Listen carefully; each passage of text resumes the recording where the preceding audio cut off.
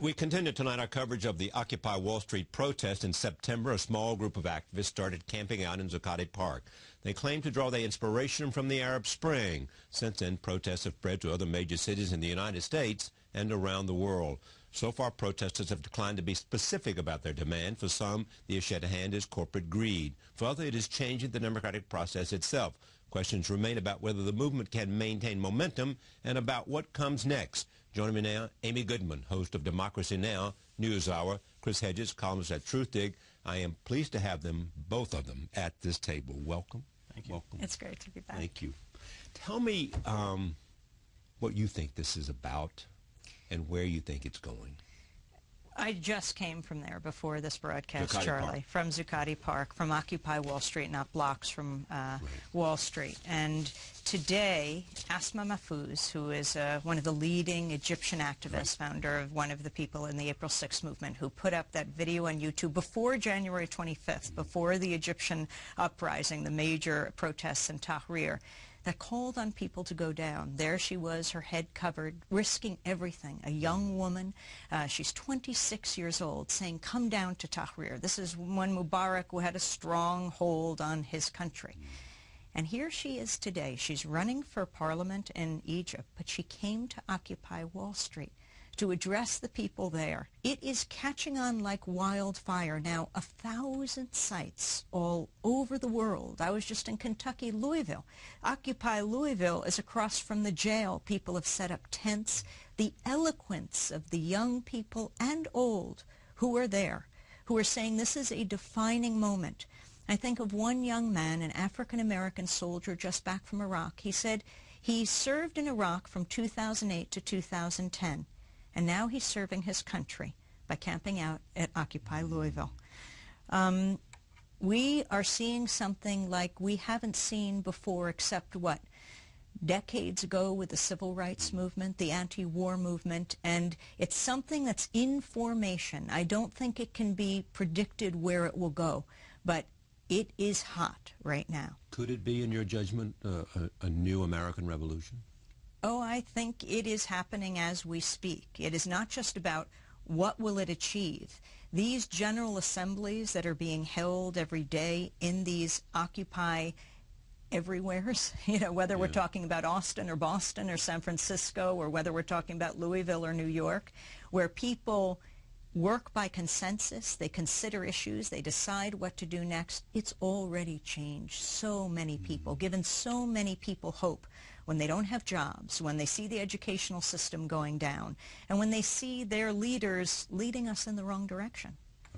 Chris, add to that.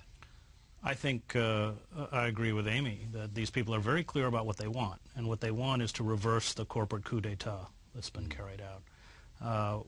This is a reaction, I think, to the collapse of globalization, which is ricocheting around the globe.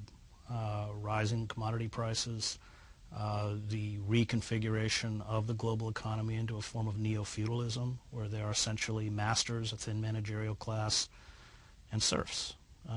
When you look at the conditions of workers, whether it's in China, and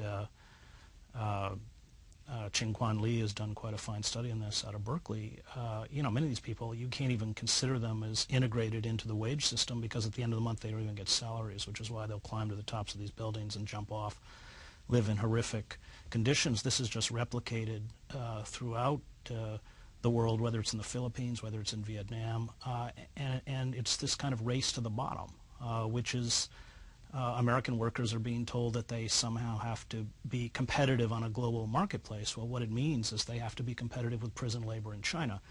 And that reconfiguration into an oligarchic corporate state is already very far advanced. So I think these people are very, very clear that we cannot sustain ourselves, both not only as a society but even as a species, if we don't confront the corporate state. I think it's a kind of return to sanity. I think it's a confrontation with dead ideas. I think it is a demand for justice, and I think it has an important difference between both the civil rights movement and the anti-war movement, in that it attracts labor, and it attracts... Labor as in organized labor? Yeah, and you know, labor, if you go back to the 60s, was very antagonistic to the anti-war movement and the civil rights movement. You had Meany and Kirkland, supporting George Nixon's Meany war, and Kirkland, supporting labor leaders. Right. Is it essential to reform capitalism, or in a sense to find an alternative to capitalism? I think there are different forms of capitalism. There's the penny capitalism in the farm town where I grew up in upstate New York, where farmers brought in their products and sold it. There's a regional capitalism where you have a local business owner. And remember, small businesses are whacked by corporations and big banks that won't give them credit now. And then there's corporate capitalism, which is something else. Corporate capitalism is supranational. It has no loyalty to the nation state. And it is, of course, hollowing us out from the inside. And I think Karl Polanyi sort of nailed it in The Great Transformation, written in 1944, where he talked about unregulated, unfettered capitalism as essentially plunging any nation into a mafia economy and a mafia political system, and I think that's what's happened. Some people ask about leadership. Is it necessary to have defined leaders, or is everybody a leader? The strength is that people feel empowered, that they are their own leaders. But the creativity down at Occupy Wall Street here in New York, I mean, just look at the signs. You get the pizza boxes coming in from all over, so they take the boxes. They're very conservationist when it comes to being green down there. They take the boxes and they make signs. They say things like, it's not a recession, it's a robbery. Or, as you're talking about corporations, they say, we'll believe corporations are people when Texas executes one. A corporation. We believe corporations, yes, are people when Texas executes one. And it's uniting many different movements. And although that has been talked about as its weakness, I think the opposite. I think that is its strength, because so many people are finding a place there.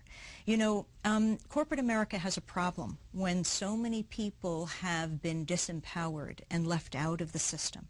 The joblessness, the unemployment, when people don't have health care, then they have less invested in the system. And so what is happening right now is you have people saying we must change it. They see all of these issues as linked.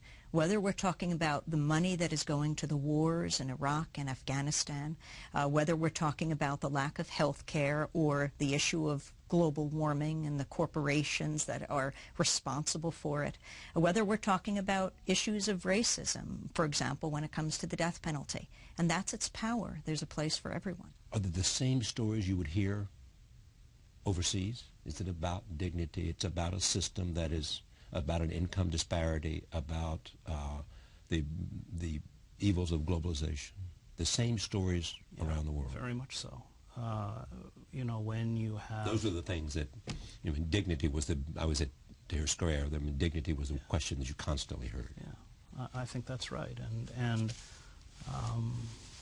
you know, we live in a system that is no longer democratic for the majority of citizens, and especially the underclass. It's probably best described as inverted totalitarianism, as Sheldon Wolin calls it, where it's not classical totalitarianism. It doesn't find its expression through a demagogue or a charismatic leader, but through the anonymity of the corporate state. And in inverted totalitarianism, you have a system whereby corporate forces purport to pay fealty to electoral politics, the Constitution, the iconography and language of American patriotism, and yet have so corrupted the levers of power as to render the citizen impotent. We see that just in one piece of legislation after another, whether it's the FISA Reform Act, whether it is the Obama health care bill, which ends up being 2,000 pages written by the pharmaceutical and insurance industry, in essence the equivalent of the bank bailout bill for these corporations.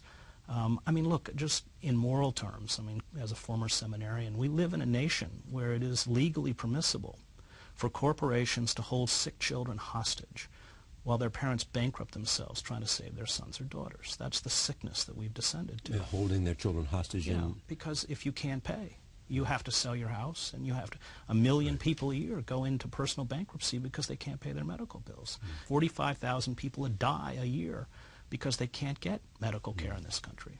Do you believe, both of you, that it's been portrayed accurately? Oh, no. And so what's wrong with the portrayal that you see and read? I think the mainstream media has been revealed through all of this over these last 5 weeks as not being mainstream anymore. Yeah. Because if you look at the polls now, most Americans actually support these Occupy Wall Street movements all over the country. Most Americans. And yet the ridicule... They thought there was something unfair about the because rescue. There is a sense of injustice. Right. It is not about, oh, just go get the rich. It's about the sense of inequality. And a number of wealthy people agree with this, that they should pay their fair share, that they should have to pay proportionately as much as their secretary is paying in taxes. It really, I think, cuts across the political spectrum. And when you have a lot of the pundits you see on television, on the networks, you know, these people who know so little about so much, explaining the world to us and getting it so wrong, ridiculing the people in these encampments and saying, for example, seriously? Really? And yet the people who are down there who have very serious grievances, I mean, even the young kids, a young kid came up to me. He was in high school at Mount Vernon High School, and it was about 11 o'clock at night. I said, are you sleeping here at the encampment? He said, oh, no. I'm going to take a bus back. I have to go to school every day, but after school, I take a bus and I come back. And I said, why?